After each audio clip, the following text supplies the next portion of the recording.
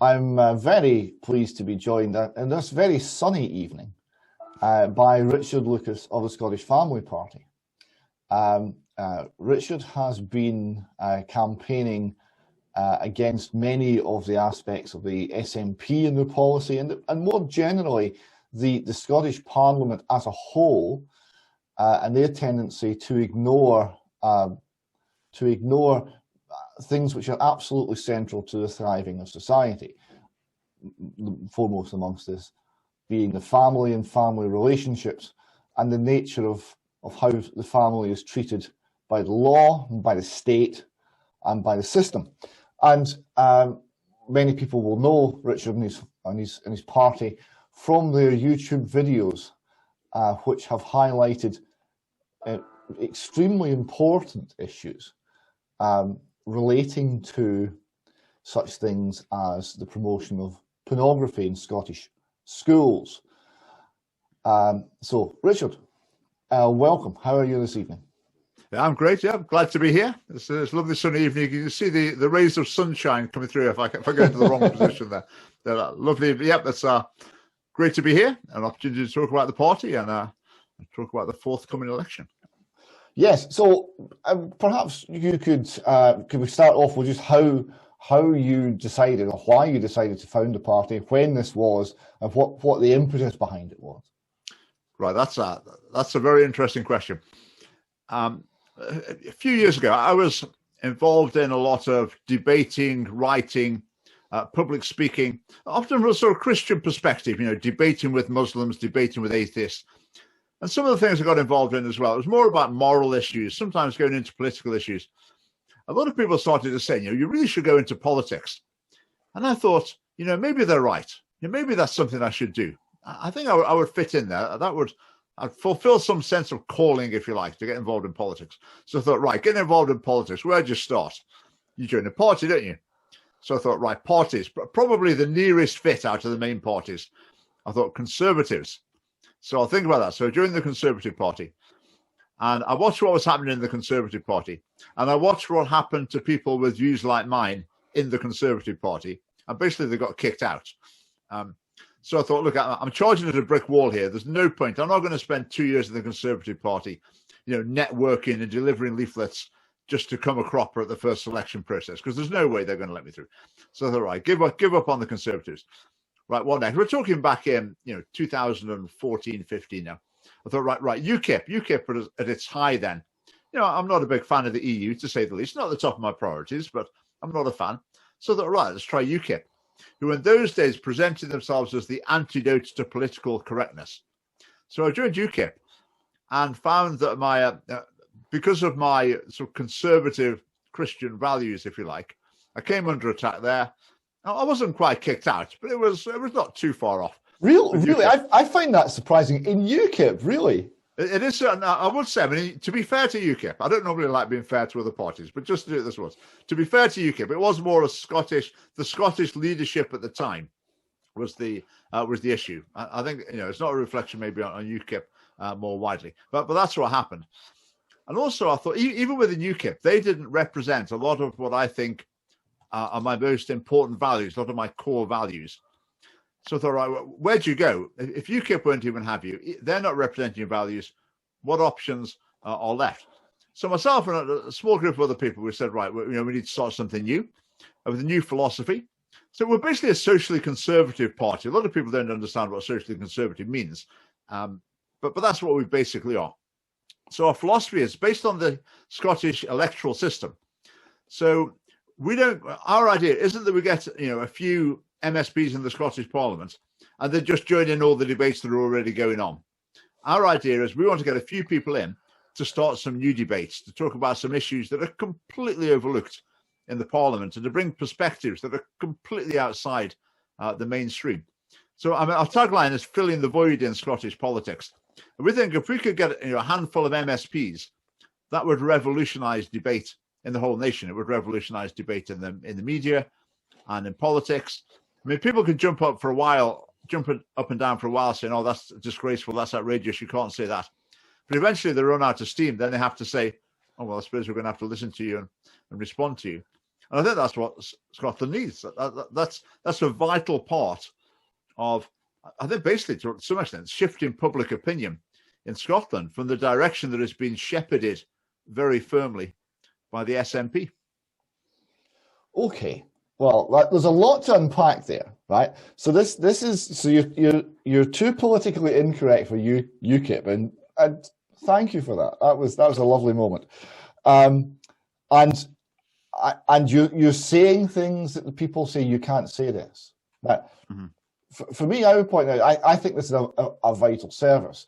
As someone who has occasionally been on the end of the "you can't say that" line of argumentation myself, and I think it's a sign that the thing needs to be said and needs to be examined, because if we as a society have areas that we cannot go, that's a little bit concerning. And then you start to look at what they are, and it's things like killing unborn children. You can't challenge that, and you're going, really? And then it's the destruction of the family. You go, really?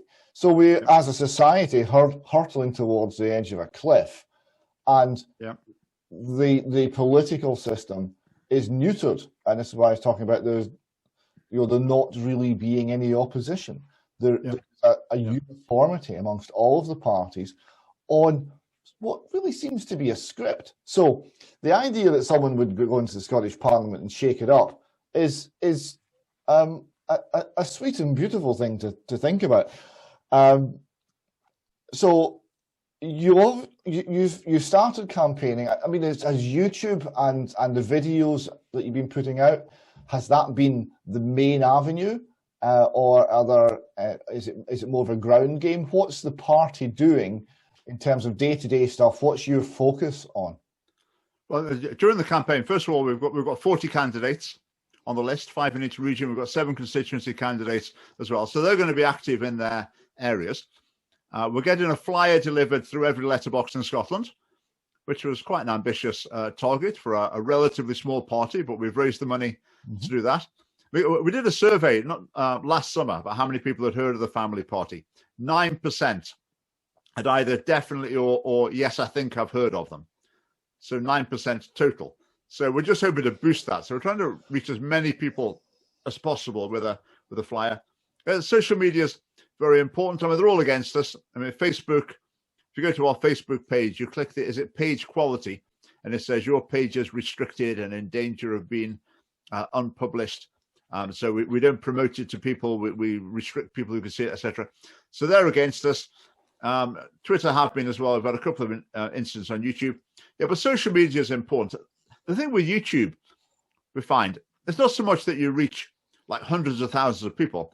It's that you really establish connection with people, and you can really put over some content and help people to understand what's really going on. So that's a crucial thing for us. Some of the other parties, like the Conservatives at the last election, 2019, Boris Johnson just went around the country saying, get Brexit done. That's all he ever said. Really simple message. It's not that easy for us. We can't go around saying, revive social conservatism, because most people think, well, they don't know what you're talking about. So it takes a bit of explaining. You need to put over quite a bit of content. And YouTube is very important for that. So a big part of what we're doing there is partly building up a base of strong support. So we've got activists all over the country, and that's very much the position we're in. During the election campaign, we're moving more into just letting as many people as possible know about the party. So they'll come and do a bit of investigating. And in the longer term, vote for us in this election, and the longer term, get involved and keep building things up for elections in the future. But the mainstream media, it's a total desert for us. Shall I tell you a little story to illustrate that? Please do. Please do. We've got a projector that you can take outdoors and project messages on buildings. So we've done things on the side of the Scottish Parliament and various other places. It's a bit of fun, get a bit of attention, you would hope. So we went along to the abortion clinic in Edinburgh the other night, and it was closed. It was at night time. And on their door next to the sign, we put things like unborn lives matter. Who cares? And a picture of a fetus, not a picture of an abortion, a picture of a fetus, this sort of thing. So it's ended up in the media. And this very evening on the 9, BBC Scotland's The 9 programme, they're doing a report on it. So they're doing a report on our election campaign. Well, guess who they've invited to talk about it? Not us. Not you. Who have they Not invited? us. Who have they invited? My guess is they'll have some people from the some very aggressive pro-abortion group that objects to the, they have the vigils outside abortion centres. The group that objects to that they'll be there. I think someone from SPUC, Society for the Protection of Unborn Children, is going to be there, which is good. But it was our election campaign they're reporting on, and yet they miss us out of it. The Times newspaper reported it, but instead of saying Scottish Family Party or political party, the headline was pro-life group. We're not a pro-life group. The Edinburgh Evening News reported it, and they knew it was us, but they didn't contact us. Their whole article was just full of quotes from this opposing group. I mean, it's unbelievable. It's unbelievable what it's like. You're up against it on every front. It is bizarre that our wonderful mainstream media, unbiased though they are, or at least they keep telling us, doesn't allow, even when they're reporting, doesn't allow you a voice. Fascinating. This you mentioned the content there. One of the areas where I started following what you were doing was for the content, because I'm interested in ideas, and the UK column's interested in the truth. And we found that what you were putting out was both truthful and full of fresh thinking, and was detailed. And I've picked up a lot from your content. For example, I did recently a speech. I tried to do it in front of Holyrood, but the police wouldn't allow it. And it was eventually delivered in front of the bridge at Queensferry. Yes, I watched it. Yeah, stirring stuff. And I mentioned the Edinburgh academic who plans, out of fairness, to abolish childhood. I got that from your research and your videos. Yeah. So I've found it a source of information, and it's obviously raised certain issues. Now, perhaps the most direct and directly critical of government policy and of a particular minister, in this case, Mr. John Swinney, was your campaign to highlight the sex education within Scottish schools, and in particular the promotion, endorsement, normalisation of pornography. And you were asking particular questions of Mr. Swinney, including in one case in person. Yes, yeah, that was the sparks flew there. Yes, that's for sure. Now, did you get any engagement with the Scottish government? Was there an attempt to defend their ideas, their position from an intellectual standpoint, or were you just ignored, shut down, etc.? It's a combination. It's so frustrating because John Swinney knows he can just, I don't know if lying's a fad, but he can basically say things that are just not true.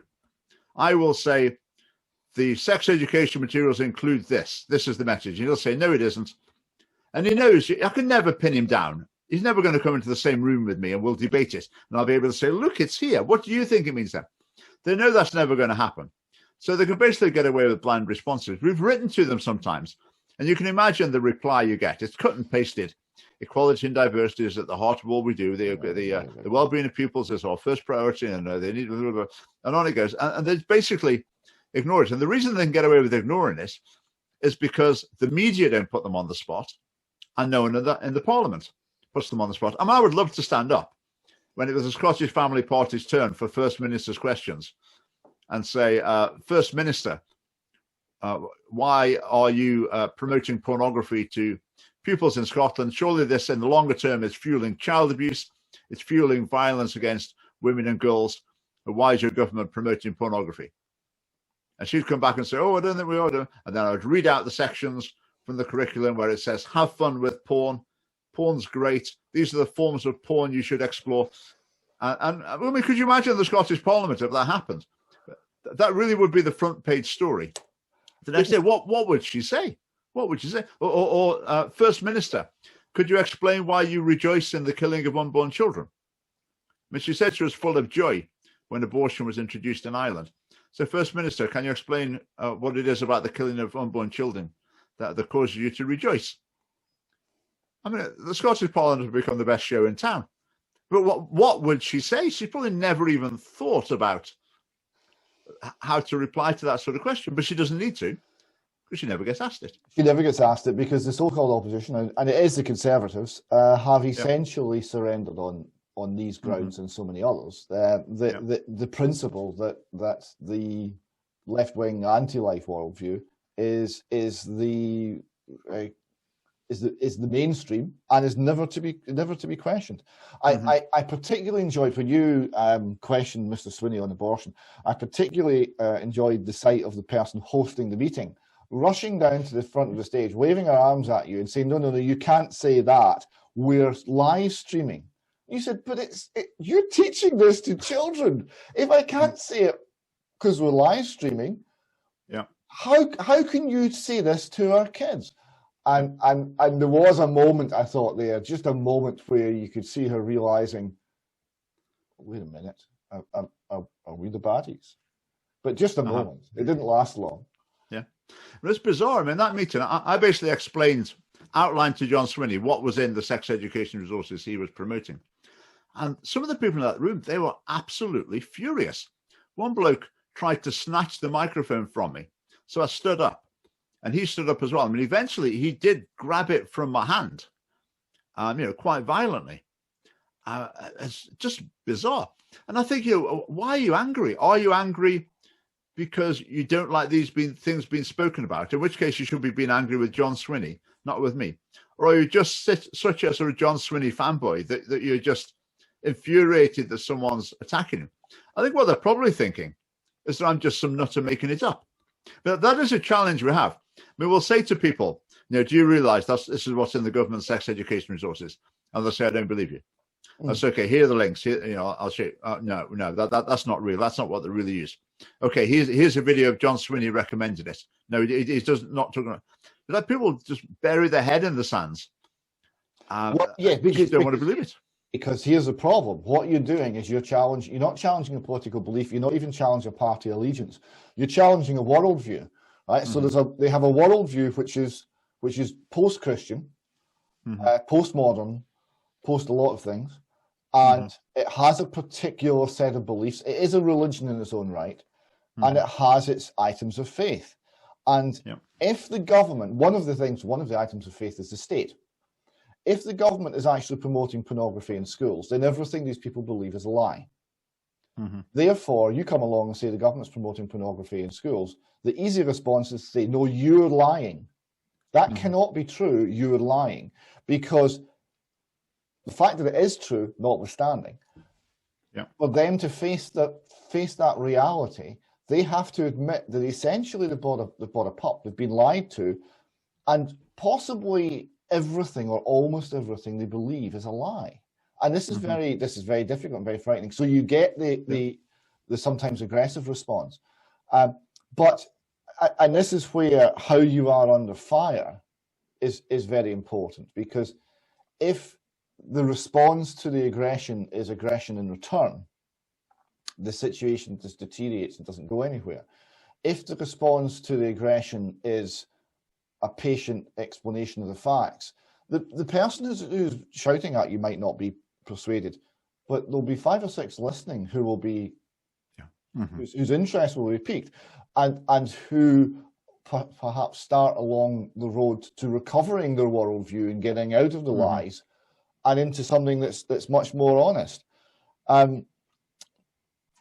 One of the things which has been an issue that the columns reported on off and on over the years is in fact quite a lot over the years, is the effects of government by remote control from places like the UN. And specifically on the case of children. So you're now covering the effects of the United Nations Convention on the Rights of the Child, which has now been passed into Scottish law. The point I was making to Mr. Swinney, which you of course ignored, was are we taking the 3-volume manual on how this should be applied, written by a convicted paedophile, or are we not? It's still the official book from the UN as to how these things should be interpreted, or are we not? And does he have any concerns about the fact that the interpretation of these things was written by a convicted paedophile. It seems an odd thing to have. I didn't get a reply to that. What have you been identifying with the introduction of the universally acclaimed, I mean, this went through Parliament with, I think, everyone voting in favour, adoption of the UN Convention on the Rights of the Child. Yeah. It's been interesting for me. I started from the sort of grassroots level of seeing this in action in schools and seeing the Scottish Government's output about children's rights. And as far as I could see, what they were talking about in schools, what they were doing in schools was actually nothing to do with the text of the rights.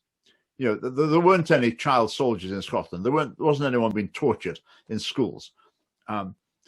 So basically the text of the rights is irrelevant. It's what goes with it.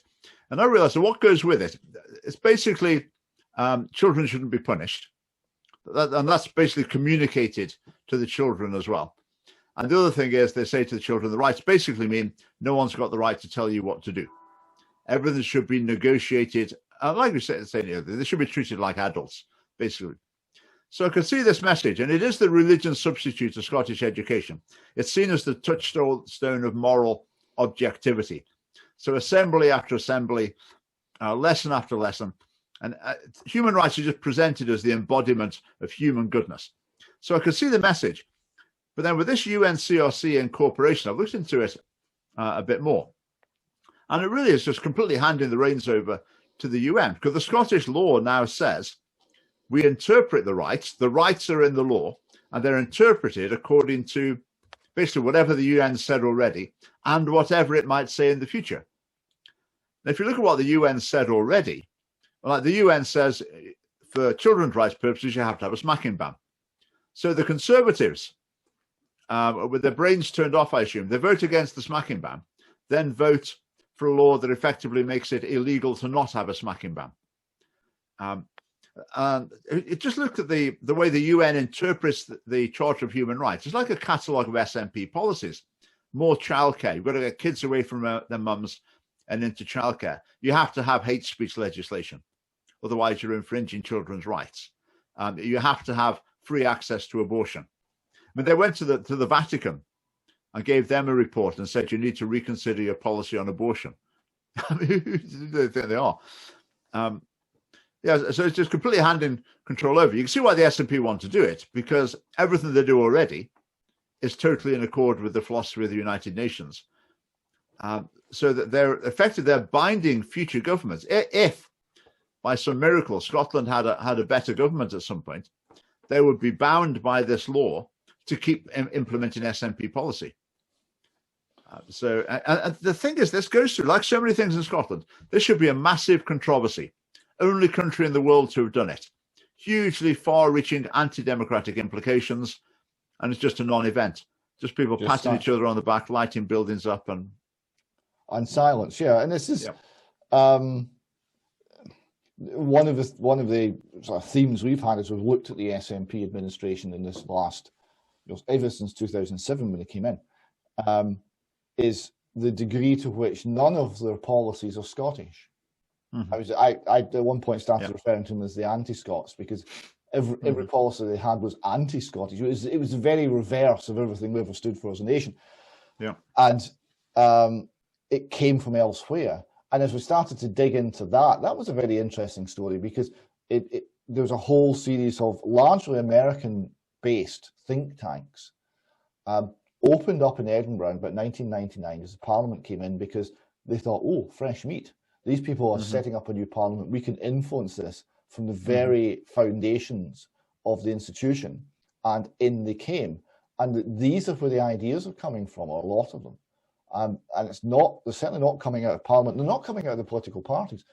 And they're not coming out of the Yes movement. And they're not coming out of anything within the borders of Scotland. It's all coming from the UN, from various globalist think tanks. And tax-exempt foundations. And the degree to which Scotland and some other countries, like Ireland's very bad at this too. Just, yes, we'll do what you say, because we are now convinced that this is being a good boy.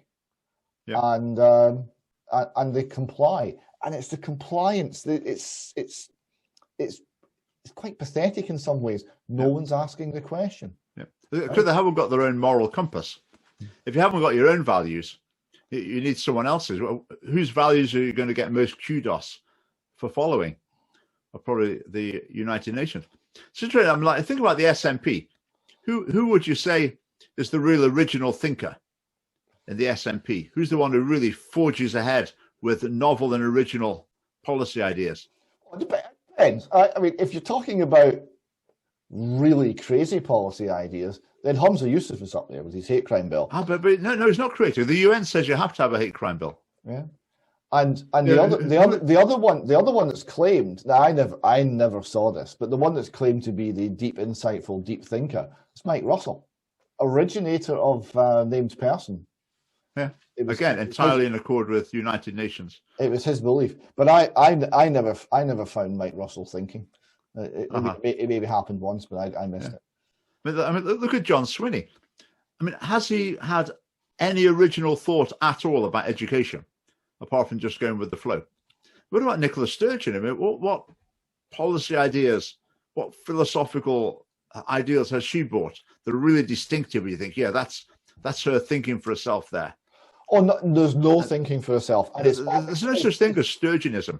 No, but it's all imported, and it's imported from postmodernism, right? Mm-hmm. And people like Foucault, who was a child abusing scumbag, they originated it. Mm-hmm. So when you start going into, okay, this is what they believe, they didn't come up with this themselves. Yeah. Because Hamza Yusuf's a post turtle, and then you start to dig away at, well, where did the ideas come from? That's a horrendous story. That's really deeply sinister and very, very dark. But we're talking about the sex education. The bloke in charge of it in Scotland wrote his PhD dissertation. It was about sex education.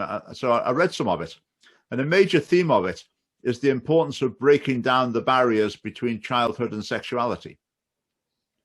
And that's the person the government puts in charge of sex education. Just going back to your other point about the UN. I was talking to someone in Iran quite recently. I don't even know if he was a Muslim or not. I'm not sure. But it was in Iran. It was someone of conservative views. And he was saying the problem with the United Nations is that the conservative voices around the world are divided into different religions. So they don't cooperate. Whereas the progressive liberal force is a worldwide movement. And that's why it dominates the UN. Even though the conservatives have got the majority, the progressives have got the unity. So I thought there's something in that. So what's your aim and your hope for this political this time around the political course? What are you looking to achieve in this election? Yeah. Well, the dream is to get people elected. That's a mountain to climb for a small party with the media completely against you. But we'll give it our best shot this time. Let's see where we get. If someone gets elected, then that's amazing. If we don't get people in this time, then we keep building up for next time. I mean, this is a long-term project. I mean, we've been going for 3 and a bit years so far. There's been a lot of progress. This election campaign is going to be a huge step forward for us in terms of awareness of the party. So I think we'll grow very significantly. And then after the election campaign, we just keep growing. We keep growing. We keep building up and building up. Then I think that by the time the next election comes around, I think we'll be a much bigger party by then. Looking at our current rate of growth, I mean, even with the lockdown, we've grown pretty well through the last year. But the lockdown has restricted us because we haven't been able to have in-person meetings. We used to have quite a few meetings around the country. So when we get back into that, I think we're really going to be growing fast. And then, as I say, we just keep at it. We think our mission is so important and so unique that it's just got to be done. It's got to be done. It's a bit like, imagine a sort of wartime analogy. You can't just keep retreating and retreating because you think you can't stand and fight at this point. Eventually, we've got to get to the point where you say, right, this is it. This is where we dig a trench and we're going to fight it out to the death here. And if we repulse them, then all well and good. But whether we do or not, this is the place where we're going to fight it out. So a bit of that sort of spirit in the family party. It just has to be done. Win or lose, we just got to keep going with it and seeing where we can get to. And if people want to join the party, if people want to find out more, how do they contact you? Well, the website's first port of call, scottishfamily.org, and you can join through there. You can sign up for the newsletter. Following on social media is great as well. I say social media is a bit unreliable for us because they're completely against us. So really signing up for the newsletter is a way of making sure you're in touch, and signing up as a member is the way you can really support us. If you sign up as a member, when we start having meetings around the country again, it'll be great to see you. Richard, thank you very much for your time today. The prospect of you asking questions in Holyrood of the First Minister and making it the best show in town, that sounds lovely. I hope that comes to pass. Thank you very much for your time. Right, thanks very much, David.